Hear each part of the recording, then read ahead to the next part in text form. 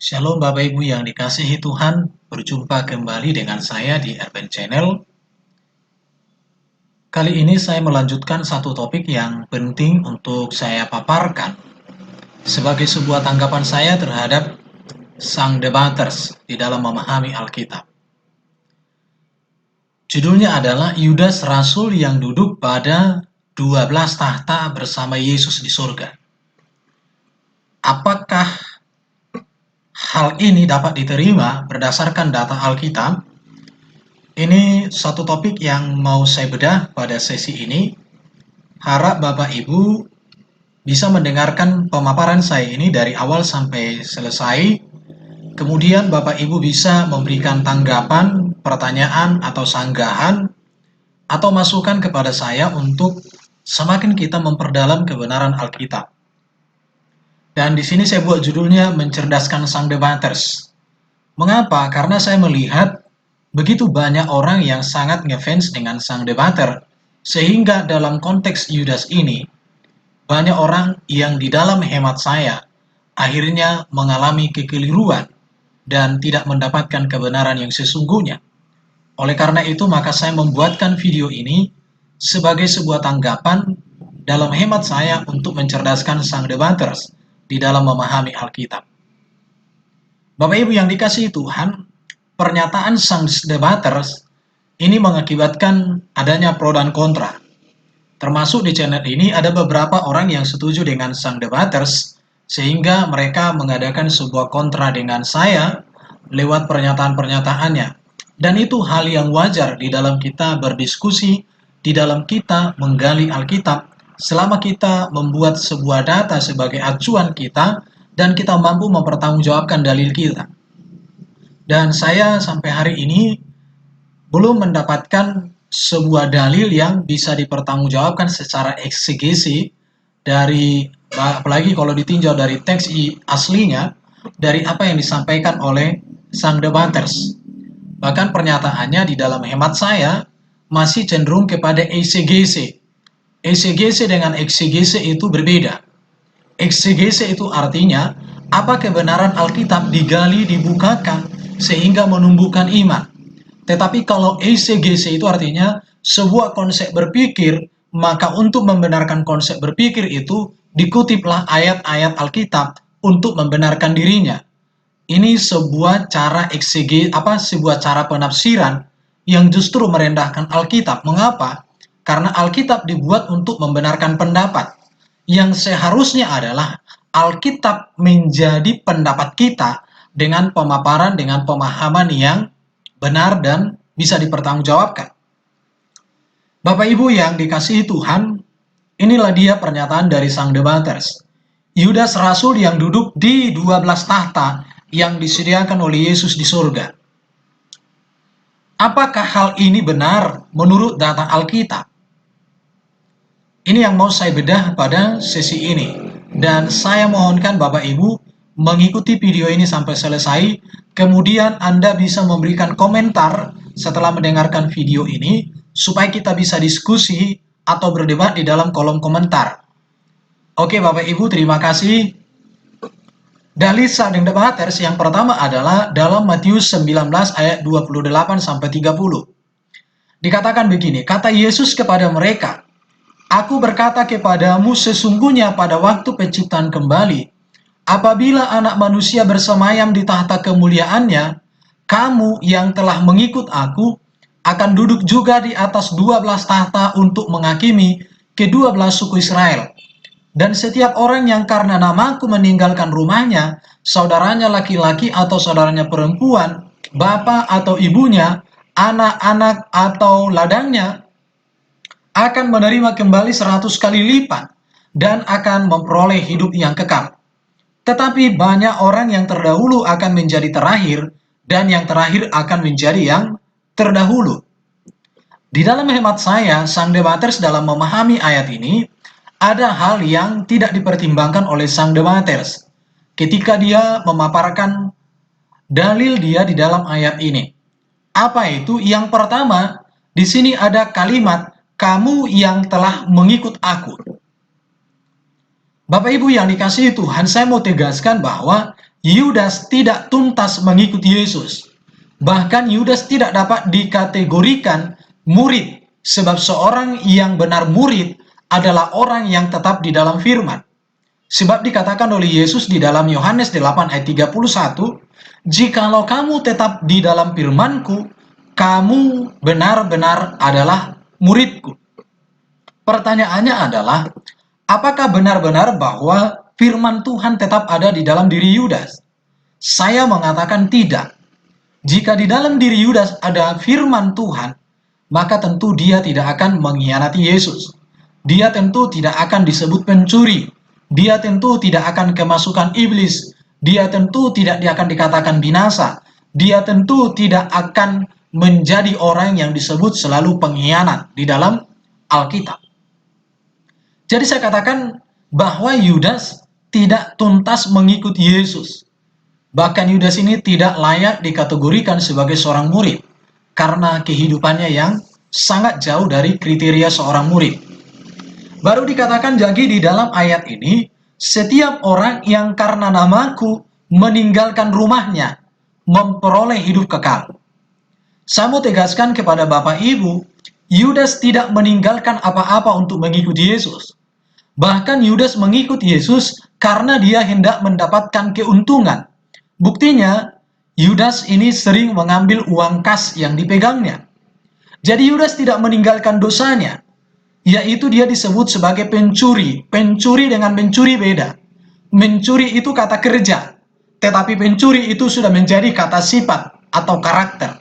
Artinya Yudas ini menjadi seorang yang karakternya buruk. Padahal ini dituliskan di dalam Yohanes 12. Kalau kita berbicara tentang Yohanes 12, konteksnya di sini adalah sudah mendekat hari di mana Yesus akan ditangkap dan disalibkan. Ini sudah di ujung-ujung pelayanan Yesus sebagai manusia di tengah-tengah dunia ini. Jadi konteks Yesus menjelang penyaliban. Artinya di sini berarti Yudas sudah 3 tahun lebih ikut bersama dengan Yesus, tetapi dia tidak mengalami pertobatan. Artinya selama 3 tahun dia melihat Yesus melayani, dia melihat Yesus membuat mujizat, dia melihat Yesus mengajar, tetapi dia tidak bertobat. Buktinya Yohanes 12 ayat 6 dikatakan dia seorang pencuri, padahal konteks Yohanes 12 ini sudah mendekat kepada hari Yesus akan disalibkan. Kita bisa bayangkan selama 3 tahun orang tidak lepas dari pencuri. Kalau di sekolah teologi yang ketat, seorang pencuri itu langsung kena skors 1 semester atau 2 semester, atau bisa dipecat sama sekali. Yudas di sini ya tentu kriterianya harus lebih ketat lagi. Baru dikatakan juga bahwa Yudas ini tidak percaya kepada Yesus, Yohanes 6 ayat 64. Dikatakan juga bahwa Yudas ini celaka, Matius 26 24, Matius 14 21, Lukas 22 22. Bahkan juga dikatakan Yudas ini binasa, Yohanes 17 ayat 12. Jadi saya mengatakan Yudas tidak meninggalkan rumahnya. Jangankan meninggalkan rumahnya untuk memperoleh hidup kekal, meninggalkan dosa-dosanya, kesukaan-kesukaannya yang begitu buruk, belum dia tinggalkan. Apakah kita bisa mengatakan bahwa dia dengan karakter yang begitu masuk dalam kerajaan surga, tidak percaya dengan karakter-karakter yang lainnya? Baru dikatakan di sini, tetapi banyak orang terdahulu akan menjadi terakhir. Di dalam Yohanes 6 ayat 66, telah banyak murid yang mengundurkan diri. Dan Yudas di dalam Yohanes 6 ayat 70 dikatakan iblis oleh Yesus sendiri. Ia tidak mengundurkan diri, padahal Yesus sudah mempersilahkan di dalam Yohanes 6 ayat 67. Yesus bilang, kok tidak mau mengundurkan diri lagi kamu di antara yang 12 ini? Karena Yesus tahu ada satu orang di situ nggak beres. Tetapi Yudas tetap tidak mengundurkan diri karena dia memang sudah dikatakan iblis. Oke Bapak Ibu, mengapa iblis diizinkan Tuhan untuk memakai Yudas di dalam peristiwa penyaliban? Karena memang Tuhan sudah kasih tahu itu, tetapi itu bukan program Tuhan. Bapak Ibu bisa nonton video yang saya buat di channel ini tentang jika Yudas tidak mengkhianati Yesus, bagaimana Yesus disalib. Saya sudah bahas di sana. Ada juga saya buat video tentang memahami posisi Yudas dalam peristiwa penyaliban Yesus. Bapak Ibu bisa putar, bisa dengarkan dengan baik-baik. Sudah saya upload di dalam channel ini. Terima kasih. Jadi dalil sang debaters di dalam Matius 19 ayat 28-27, ada 3 hal ini yang harus dipertimbangkan. Tetapi hal ini tidak dipertimbangkan oleh sang debaters. Kamu telah mengikut aku. Setiap orang karena namaku meninggalkan rumahnya, memperoleh hidup kekal. Padahal Yudas dikatakan binasa, celaka, bahkan kerasukan iblis, bahkan dikatakan iblis. Tetapi yang terdahulu akan menjadi yang terakhir. Saya pikir ini yang harus dipertimbangkan oleh saudara kita, sang debaters. Yang berikut dalil dari sang debaters adalah Lukas pasal 22, 28-30. Dikatakan begini, kamulah yang tetap tinggal bersama-sama dengan aku dalam segala pencobaan yang aku alami.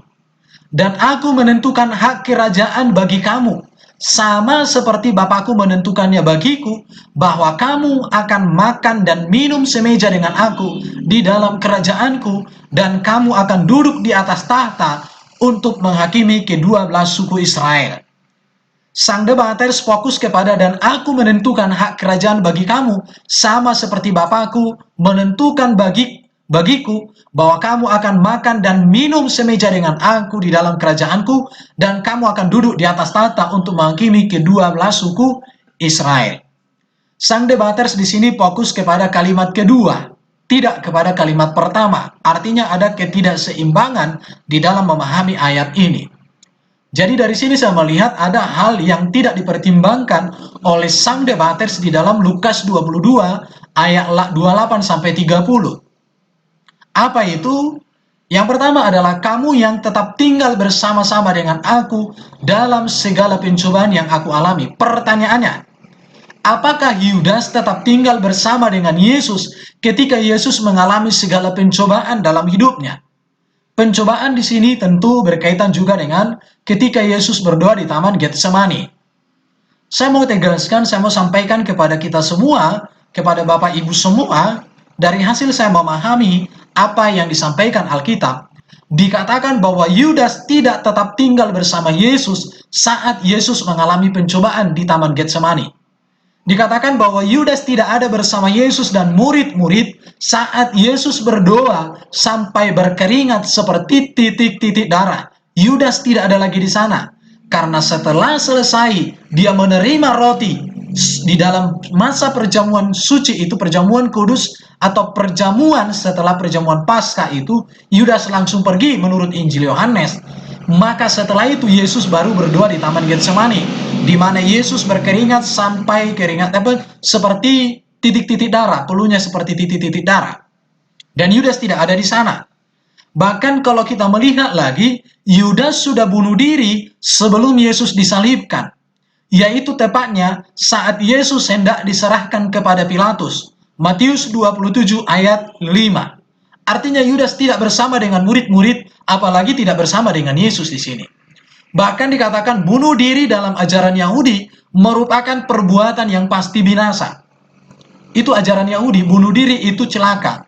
Bunuh diri itu sama dengan masuk ke neraka. Karena dikatakan dalam Yohanes 8:22, maka kata orang-orang Yahudi itu, apakah ia mau bunuh diri karena itu ia dikatakannya ke tempat aku pergi tidak mungkin kamu datang. Karena di pikiran dan di teologi orang Yahudi, ajaran orang Yahudi, orang yang bunuh diri itu masuk neraka, binasa hidupnya. Maka ketika Yesus katakan ke tempat aku pergi kamu tidak bisa datang, di pikiran orang Yahudi Yesus mau bunuh diri. Karena bagi orang Yahudi itu bunuh diri berarti dia masuk neraka, maka tidak bisa dijumpai di situ. Oke Bapak Ibu, jadi di sini kita melihat bahwa ada kealfaan dari saudara kita sang debaters di dalam memahami Lukas 22 ayat 28-30. Dilupakan kamu yang tetap tinggal bersama dengan aku dalam segala pencobaan yang aku alami. Segala pencobaan loh ya. Artinya Yudas di sini tidak tuntas mengikut Yesus. Dia bahkan disebut pengkhianat kepada Yesus. Jadi dari dalil-dalil yang saya sampaikan ini, sesungguhnya ada kealpaan dari saudara kita sang debaters di dalam memahami ayat-ayat yang dia sudah baca, Dan entah kenapa, barangkali karena dia memakai penafsiran eksegese, bukan eksegese.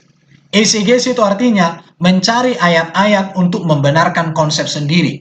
Sedangkan eksegese itu adalah menempatkan firman Tuhan sebagai kebenaran utuh untuk digali maknanya dan diaplikasikan bagi semua orang. Di sini perbedaannya. Yang berikut saya melihat dalil yang dipakai sang debaters adalah Wahyu 21 ayat 13 sampai 14.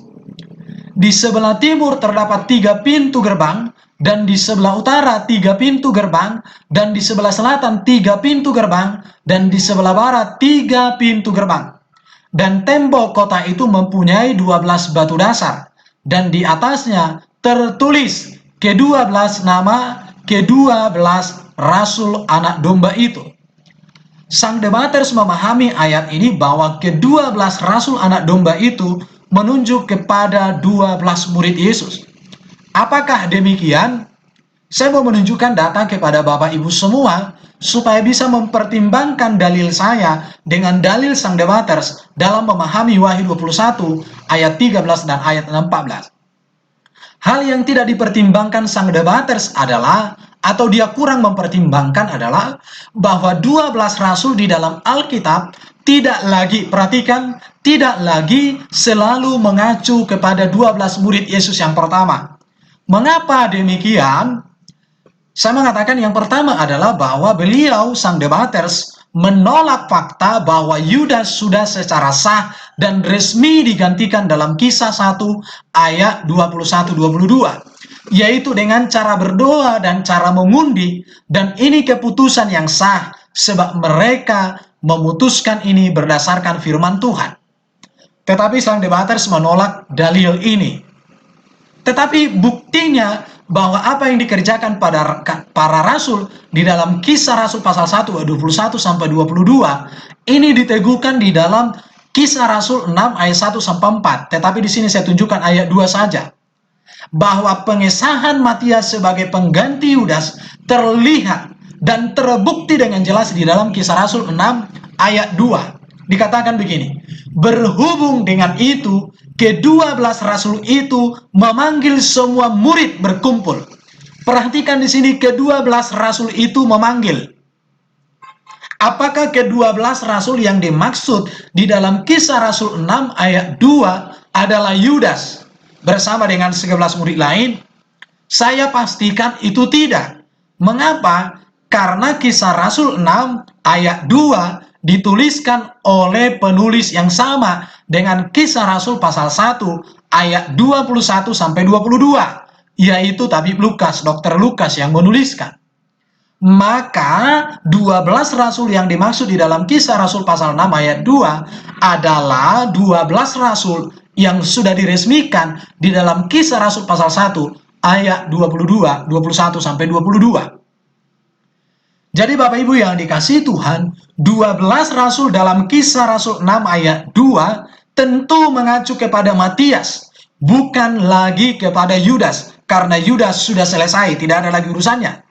Dan tentu di dalam kumpulan 12 rasul, di dalam Kisah Rasul 6 ayat 2, di dalamnya pasti juga ada namanya Yohanes murid Yesus, di mana Yohanes murid Yesus adalah penulis kitab Wahyu pasal 21 ayat 13 sampai dengan 14.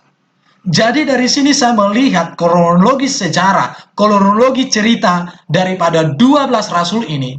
Maka 12 rasul yang dimaksud di dalam Wahyu 21 adalah 12 rasul yang dimaksud di dalam Kisah Rasul 6 ayat 2 dan yang dimaksud dengan di Kisah Para Rasul 1 ayat 21 sampai dengan 22.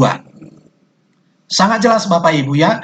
Jadi dari sini kita melihat bahwa sang debaters memiliki kealpaan di dalam memahami Alkitab. Dan mudah-mudahan dengan mendengar video ini dia mendapatkan pertimbangan yang matang untuk dia merenungkan kembali ajarannya, dan kalau dia gentle, dia boleh meminta maaf secara terbuka. Tetapi kita tunggu juga besok, mereka mau debat, saya pasti tonton juga. Oke, sekarang pertanyaannya, Yohanes penulis kitab Wahyu, di dalam kitab Wahyu yang dia tulis, ada juga syarat atau kriteria untuk orang dapat duduk di atas tahta bersama dengan Yesus. Dalam kitab Wahyu dikatakan tentang syarat seseorang duduk di atas tahta. Mari kita lihat. Wahyu pasal 3 ayat 21. Barang siapa menang, ia akan kududukan bersama-sama dengan aku di atas tahtaku. Sebagaimana aku pun telah menang dan duduk bersama-sama dengan Bapakku di atas tahta. Pertanyaannya adalah, apakah Yudas mengalami kemenangan dalam hidupnya? Saya katakan tidak, karena dia bunuh diri. Memang para murid awalnya semua meninggalkan Yesus, lari, ketakutan. Tetapi kita tahu mereka bertobat. Mereka dipulihkan oleh Yesus. Tetapi Yudas tidak pernah mengalami pemulihan. Karena sebelum Yesus mati, sebelum Yesus dikuburkan, sebelum Yesus bangkit, Yudas sudah mati dengan cara tragis. Bahkan dengan mati yang tidak ada arti di dalam konteks ajaran Yahudi. Jadi dari sini kita melihat bahwa orang yang duduk di atas tahta bersama dengan Yesus adalah orang yang menang, yaitu kemenangan Yesus atas iblis, kemenangan Yesus atas dosa dan maut terjadi atas hidup orang tersebut. Apakah hal ini sudah terjadi pada diri Yudas? Saya katakan tidak. Apakah hal ini sudah terjadi dalam diri Yudas? Saya katakan tidak. Bapak Ibu silakan memikirkan jawaban sendiri. Jadi saya katakan apakah Yudas termasuk kategori ini? Saya katakan tidak sekali lagi ya. Yudas bunuh diri, yang mana hal ini sebagai sebuah kematian yang sangat buruk dan tidak ada nilai hidup kekal di dalamnya. Yohanes 8 ayat 22, saya sudah sebutkan tadi. Oke Bapak Ibu, sekarang pertanyaannya, apakah Matias dapat diterima secara resmi, secara sah, menggantikan posisi Yudas yang telah berkhianat? Bukankah Yesus yang memilih dia? Kalau Yesus yang memilih Yudas, apakah ketika digantikan oleh para murid melalui doa, apakah itu sah digantikan oleh Matias? Saya kasih satu sebuah perbandingan Bapak Ibu. Di dalam Wahyu pasal 7 ayat 4 dan sampai 8, suku Dan, salah satu dari 12 suku Israel, tidak disebutkan namanya di sana, tetapi digantikan oleh Manasye, keturunan Yusuf. Pertanyaannya, bukankah suku Dan atau Dan ini adalah resmi sebagai keturunan Yakub? Bahkan Dan ini juga disebutkan sebagai umat pilihan Tuhan. Tetapi mengapa digantikan oleh Manasye? Bapak Ibu, ini pertanyaan. Bukankah Yudas juga dipilih oleh Yesus resmi? Tetapi apakah bisa diterima ketika digantikan oleh Matias? Saya kasih perbandingan dengan Dan. Dan ini juga adalah umat pilihan Tuhan, resmi 12 suku keturunan Yakub, tetapi kemudian digantikan oleh Dan. Mengapa demikian terjadi? Mari kita baca Bapak Ibu. Ulangan 29 ayat 16 sampai 20. Dikatakan begini, sebab kamu ini tahu bagaimana kita diam di tanah Mesir, dan bagaimana kita berjalan dari tengah-tengah segala bangsa yang negerinya kamu lalui. Dan kamu sudah melihat dewa kejijikan dan berhala mereka, yakni kayu dan batu, emas dan perak itu yang ada terdapat pada mereka. Sebab itu janganlah diantaramu ada laki-laki atau perempuan, kaum keluarga atau suku yang hatinya pada hari ini berpaling meninggalkan Tuhan Allah kita untuk pergi berbakti kepada Allah bangsa-bangsa itu. Janganlah diantaramu ada akar yang menghasilkan racun atau ipu. Tetapi apabila seseorang pada waktu mendengar perkataan sumpah serapah ini, menyangka dirinya tetap berbakti dengan berkata, aku akan selamat walaupun aku berlaku degil. Dengan demikian dilenyapkannya baik tanah yang kegenangan maupun yang kekeringan. Maka Tuhan tidak akan mau mengampuni orang itu, tetapi murka dan cemburu Tuhan akan menyala atasnya pada waktu itu. Segenap sumpah serapah yang tertulis dalam kitab ini akan menghinggapi dia, dan Tuhan akan menghapuskan namanya dari kolong langit ini. Perbandingan ayat ini silakan baca 1 Raja-Raja 12 ayat 25 sampai 30 dan Hakim-Hakim 18 ayat 14 sampai 31. Di dalam ayat ini disebutkan, diucapkan kutukan menentang penyembah berhala atau perzinahan rohani. Suku Israel yang berpaling kepada penyembahan berhala, namanya dihapuskan dari kolong langit ini. Atas dasar inilah maka suku Dan tidak masuk dalam silsilah bangsa 12 suku Israel. Siapa yang menggantikan itu? Orang Israel sendiri. Berdasarkan apa? berdasarkan ketetapan Tuhan di dalam Ulangan 29. Jadi dari sini saya mau ambil kesimpulan, suku Dan adalah keturunan Yakub, bagian dari 12 suku Israel, dan ini adalah pilihan Tuhan. Namun karena melakukan dosa yang jahat, maka dihapuskan Tuhan dari kolong langit ini nama mereka. Tidak ada lagi di dalam kolong langit ini, bahkan sampai sekarang jejaknya tidak diketahui. Bahkan di dalam Wahyu pasal 7:48, suku Dan tidak masuk lagi, sudah digantikan oleh Manase. Saya mau katakan dari sini adalah Yudas juga pilihan Yesus. Tetapi karena melakukan dosa yang jahat, maka wajar dan tepat juga dihapuskan dari posisi 12 rasul. Jadi status sebagai umat pilihan kepada Dan, status sebagai rasul pilihan kepada Yudas, tidak menghilangkan tanggung jawab Dan, tanggung jawab Yudas terhadap panggilan Tuhan. Dari sini sangat jelas. Jadi mengapa Yudas layak digantikan oleh Matias?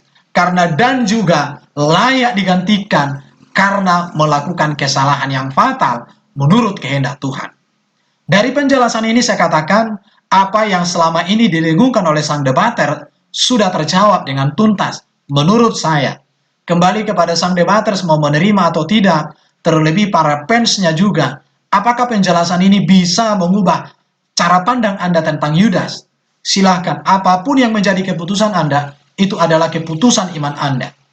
Tetapi saya mengatakan, dari hasil saya memahami tentang Yudas, maka Yudas tidak layak disebut sebagai pewaris 12 tahta. Jangankan di situ, tidak layak masuk surga. Bukan saya yang mengatakan, tetapi melihat kriteria seorang dan syarat-syarat untuk masuk surga yang disampaikan Alkitab, itu tidak ada pada diri Yudas. Demikianlah pemaparan saya tentang topik ini. Kiranya Bapak Ibu bisa mempertimbangkannya, dan bagi yang setuju dengan saya, terima kasih. Bagi yang tidak setuju juga, terima kasih. Kiranya damai dari surga menuntun kita melalui Roh Kudus untuk semakin mencintai Alkitab, mencintai kebenaran yang murni dalam hidup kita selama-lamanya. Shalom, shalom, shalom. Tuhan Yesus memberkati kita semuanya.